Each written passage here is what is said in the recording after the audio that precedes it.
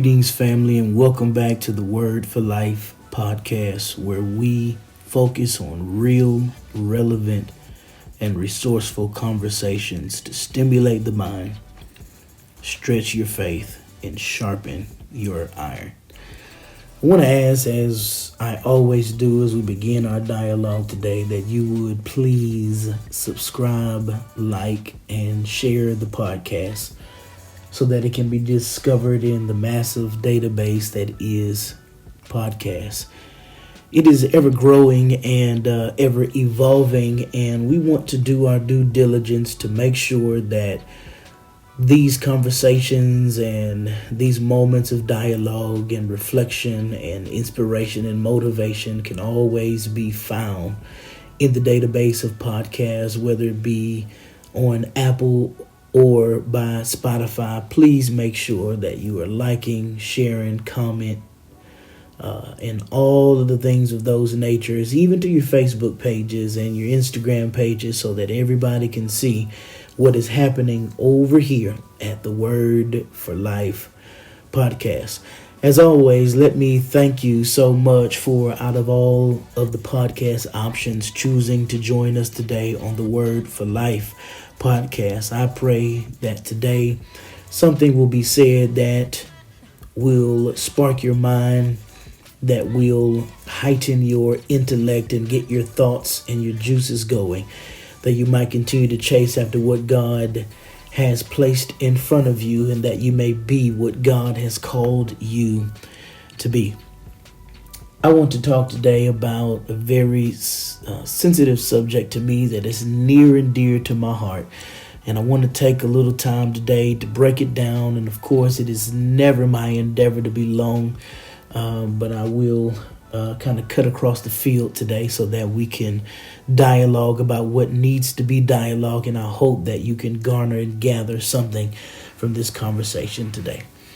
I want to talk a little while today about how to measure success. How to measure success. Forthrightly and out front, I want to say and suggest that I believe that there comes a point in time in all of our quest to become that we oftentimes have to redefine success. Sometimes you have to redefine success. But before I give you the privilege and the ability to refine your success, I want to say that there are limits to redefining success. Meaning that if you are working and giving everything you have to your dream, to your desires, to your goals, then I think that you qualify for the ability to redefine and or restructure your success. However, if you are not working, if you are not chasing, if you are not building, if you are not giving all that you have to become whatever it is that you are trying to become, I do not think that you have earned the right to redefine success.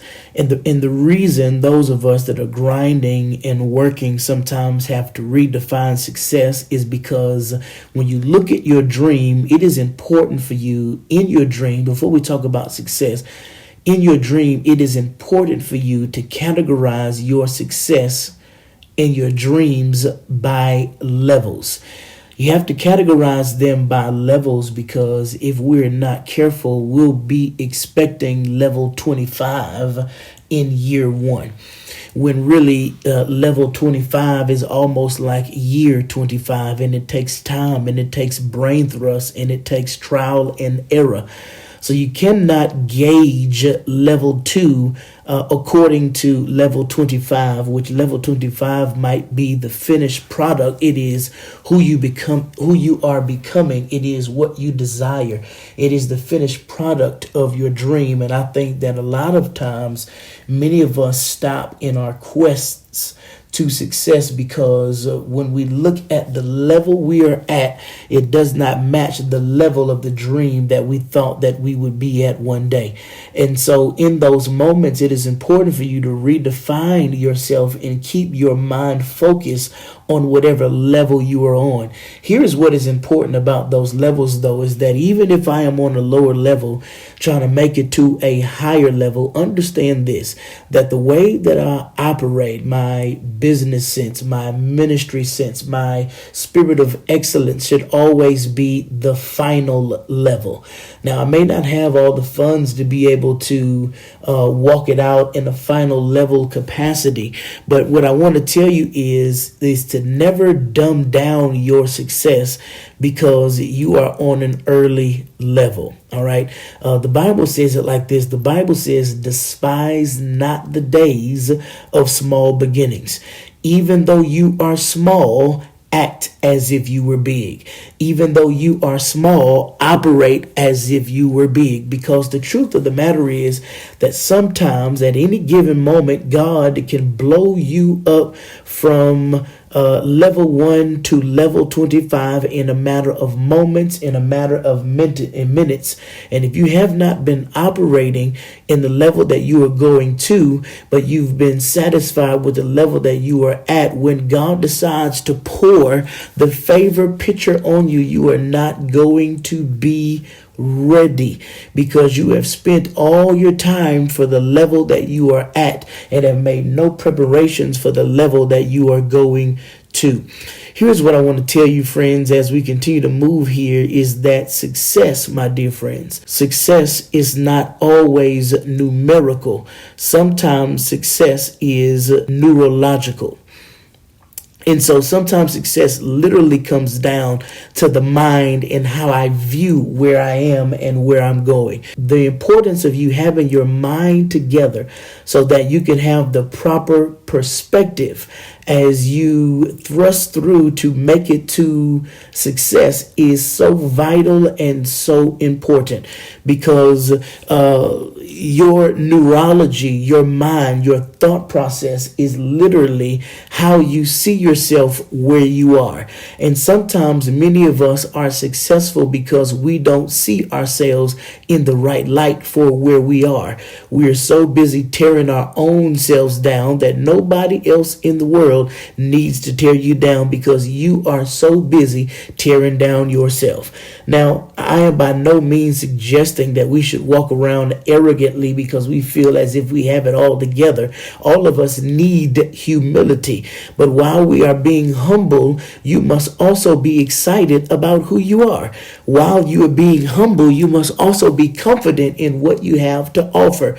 So make sure that as you are redefining your success and looking at what success is, understand that it is not always numerical, but sometimes it is neurological. When you tally up all of the losses you've had to endure in your life, the fact that you still believe in yourself is success in and of itself.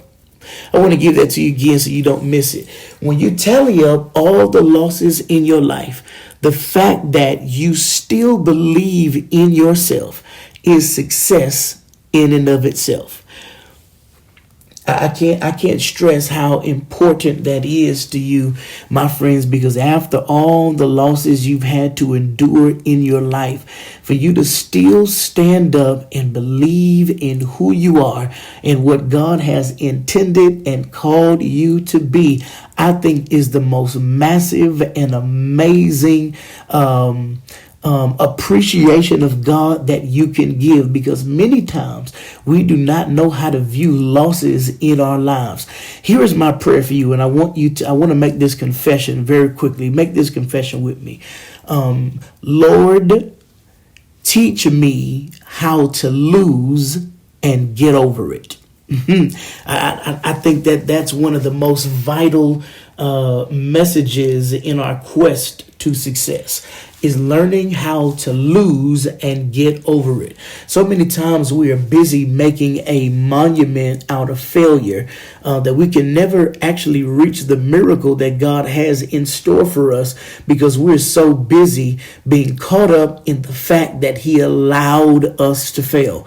Can I tell you something, friends? Sometimes you can give God every single thing you have and still fail. And I know you don't like to hear that. I know you don't like to feel that. I know you don't like to believe that sometimes God, in some folks' minds, could be so cruel. But understand the timing of God. It just because you ask God to do it today does not require Him to perform it today.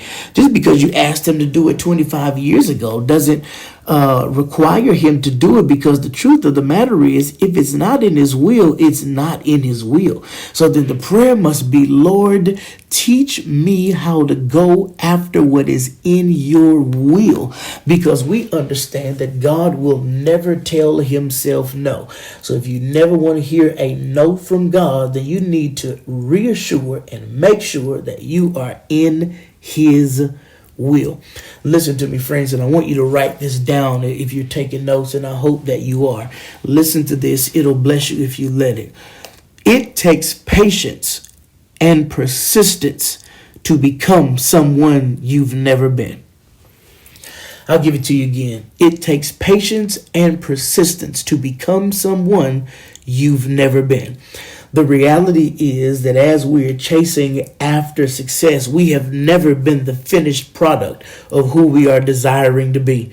And what we have to understand is that it's going to require patience of yourself. It is going to require patience, watch this, of the process.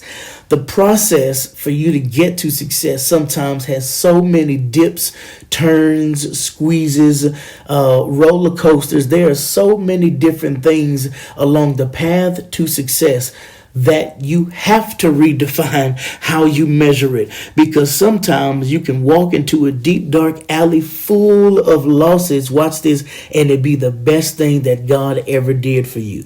And so it's important for us to understand that it's going to take patience to become someone you've never been. Not only that, it's going to take persistence. Thomas Edison made 100 attempts at the light bulb. It was not until 101 that he succeeded. So say he stopped at 92. Say he stopped at 87. Say he stopped at 65. Not that the light bulb would have never been created, but he would not be accredited to creating the light bulb. And so we have to understand that although it may take a lot of trial and error, it may take some moving and some maneuvering, you've got to understand that you have to be persistent, meaning I will not back down from what I believe God said. Let's make that a confession. Come on, repeat after me. I refuse to back down. Come on, say it again. I refuse to back down. Here's what I want to give you to my friends, is that giving yourself a chance at success is also risking yourself as a failure. Giving yourself a chance at success is always risking yourself as a failure. And yet we must pursue with everything we have, because the only thing worse than not chasing your dream is being satisfied living in a nightmare. The only thing worse than not chasing your dream is being satisfied with living in a nightmare. So I want to tell you, my dear friends, wherever you are, whoever is listening to this that is trying to find your place to success, I want to tell you this, and I want to tell you boldly: bet on yourself. It does not matter if others believe. It does not matter what others say. Bet on yourself. Can I tell you something? Never, and I used to do this, the Lord is literally delivering me as we speak. Never measure your success by support. Oh my gosh. If in 20 years of preaching the gospel, that is one of the most truest things I've come to understand. Never measure your success by support, because some people are just not going to support you because it is just not their nature. Because people that have had their mouth on you behind closed doors can never support you publicly because they've been talking about you privately. Truer words almost have never been spoken, and yet I'm going to get out of there. Watch this on betting on yourself. Bet on yourself with no money in your pocket. Bet on yourself even when the process of how you're going to get there is not complete. Bet on yourself, meaning believe in yourself with everything you have. Bet on yourself with no money in your pocket. Here's why. Pockets don't measure passion, and passion can't comprehend favor. That's good. Pockets don't measure passion, and pockets also cannot comprehend favor. I want a confession to make as we continue to chase after this thing called success. Let's make this confession. Favor brought me here. Come on, say that. Wherever you're riding, wherever you're sitting, wherever you're laying, you're cooking, whatever you're doing, let's say that. Say, favor brought me here. Because the truth of the matter is that there are going to be some moments in your life that when God flips the switch, there are going to be some moments in your life that when God flips the switch, you're not going to be able to explain to anybody how it happened. You will simply only be able to reply that favor brought me here. That's a word right there for somebody, and I'm not preaching, I'm just talking on the podcast, but there's somebody in here who literally lives every single day of your life, like me, in complete and full expectation for favor to work its perfect work. I don't know if I'm the only one on this podcast, but I just got a sneaky suspicion that there's somebody else on this podcast that is listening to this saying, God, in the moment of a twinkling of an eye, I just believe that you're going to shift things in my favor. And the testimony I will have is that favor brought me here. I can't tell you how to write a grant for it. I can't tell you where to get funding for it. I can't tell you what I did. I can't give you 3 steps. I can't write a business plan or a book about it. All I can tell you is that favor brought me here. Here's how you're going to know that favor brought you there. Favor brought you here is because watch this. Literally, when you were going after your dream, you were going after your desire. Here's what I believe that God is going to do for all of us is that we are going to be funded by favor and fueled by faith. When you are fueled by faith, you will be funded by favor. I got to say that again. Third time is the charm.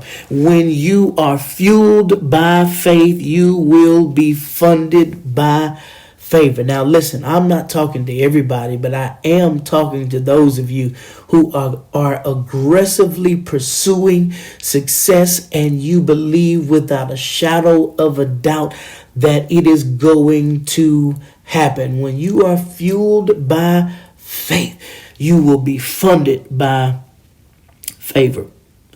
Can I tell you something? And it might shock you for me to say this to you, but I do not even want you to measure your success by your goals.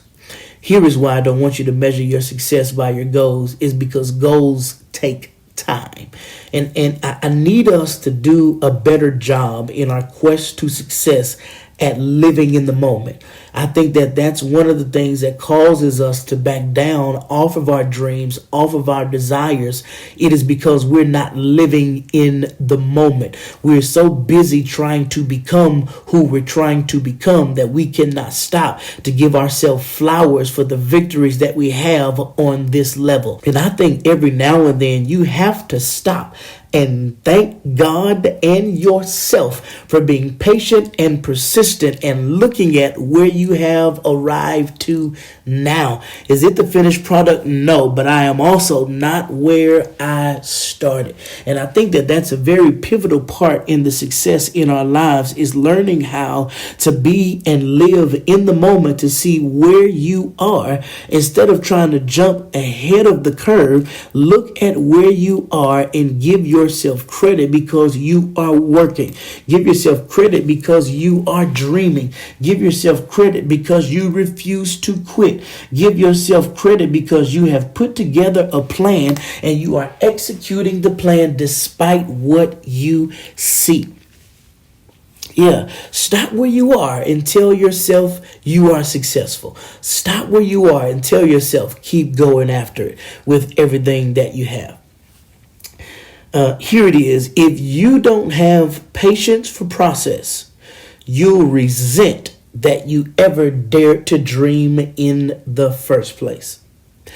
Again, if you don't have patience for the process, you will grow to resent that you ever dared to dream.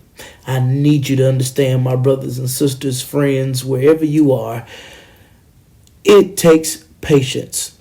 Process is necessary, and it's important for us to understand that the fact that you dared to dream is a miracle in and of itself. Because again, when you look back over your life and you look at all of the losses that you've had to endure, if you're still around here believing that God is going to do it, you are right where he wants you to be. Listen, friends, surround yourself with people that dream with you, not people that dream for you. I hope y'all are catching this. Surround yourself with people that dream with you, not people that dream for you. Here, listen, if you surround yourself with people that dream for you, one day you'll wake up and discover that you're chasing after a success that you don't even want, but somebody else wanted it for you. And so now you're finding yourself trying to figure out why you're unhappy. Why, despite all of the things that you're doing, nothing satisfies you. It's because you're chasing after something that you never wanted in the first place.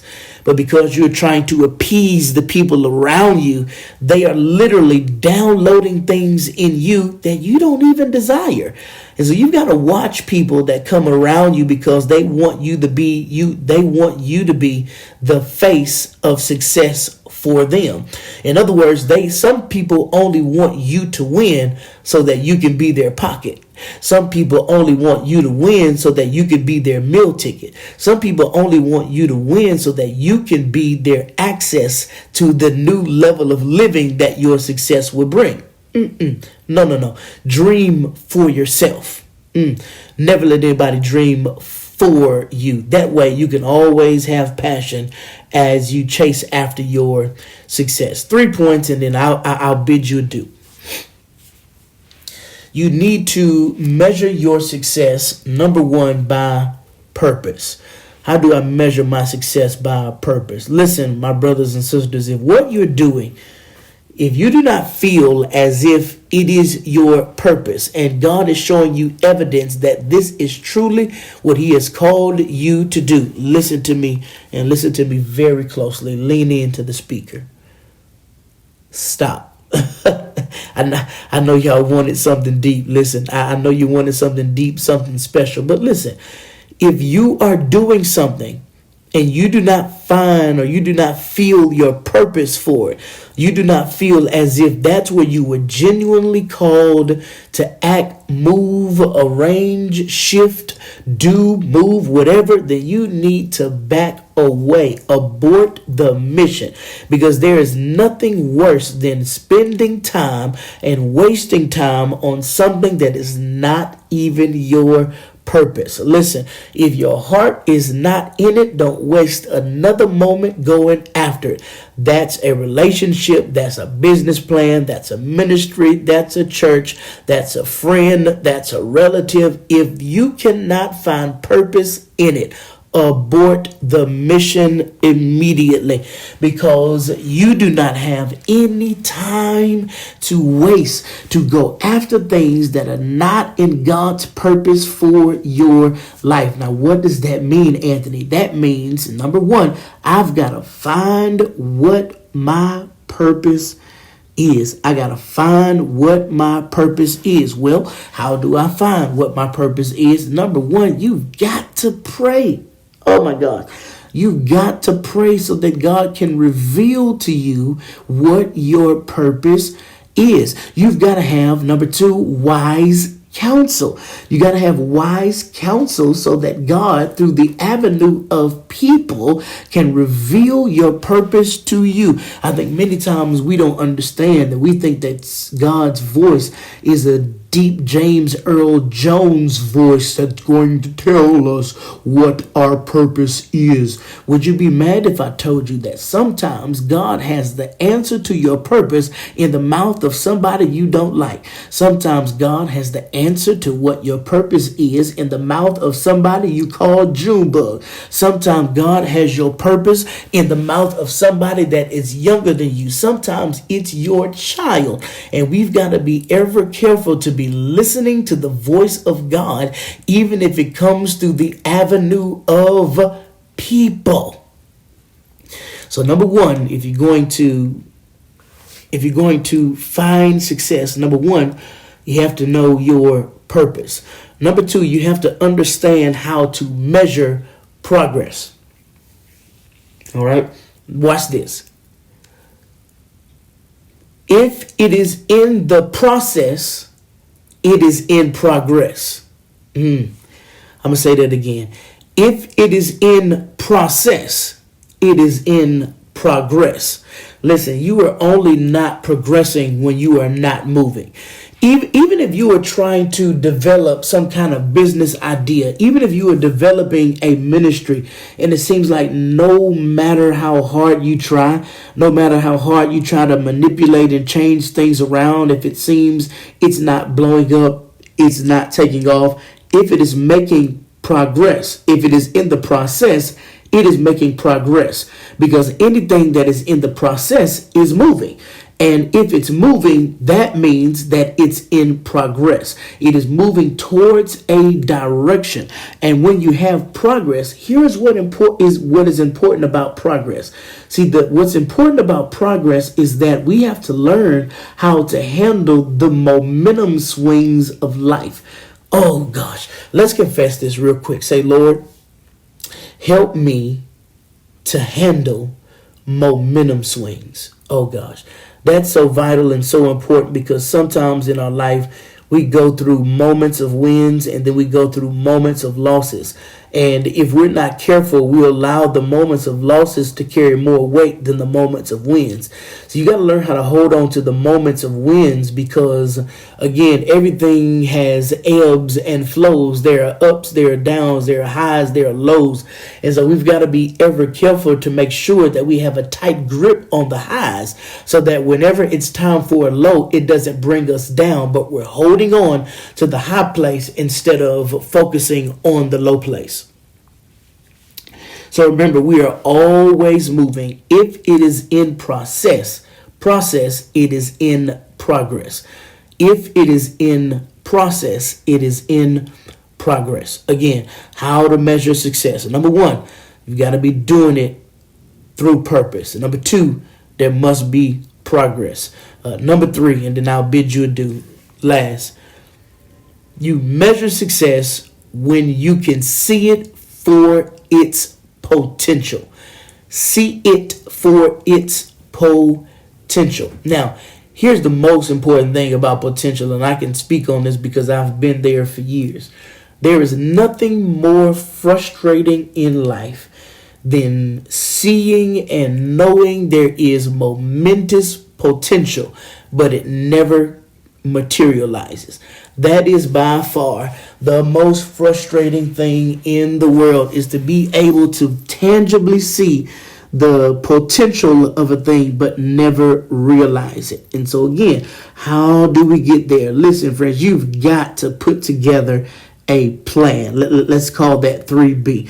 You need a plan. And the biggest issue and the biggest problem that I see is that many of us have a desire to be successful, and we have a great idea, but we have no plan as to how we're going to get there. And you have to have a plan. Watch this. Your plan has to also make way for contingencies and for changes and for ebbs and flows and for sickness and disease. You've got to have a plan. Planning is so vital and so necessary in the life of potential, because without a plan, your potential will stand still and it will always be there, because there are no hands and there are no legs to force it to become. And so here you are looking at a massive picture of potential with literally no action and no movement, because you have wasted all your time being enamored by the potential instead of putting together a plan step by step, day by day, week by week, month by month, year by year. You must have a plan if you are going to be successful. Hear me clearly and understand me. I am not just talking to you as if I have it all together. I am talking to myself. We are literally at Starbucks with a caramel macchiato having a conversation about this, because both of us, all of us, need to develop our plan and get to work, because success, my brothers and sisters, is not going to happen by osmosis. But if it is going to happen, it is because you and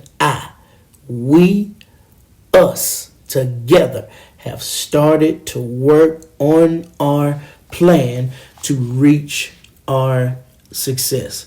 So again, you must do it in purpose. You must look at your success from the lens of progress.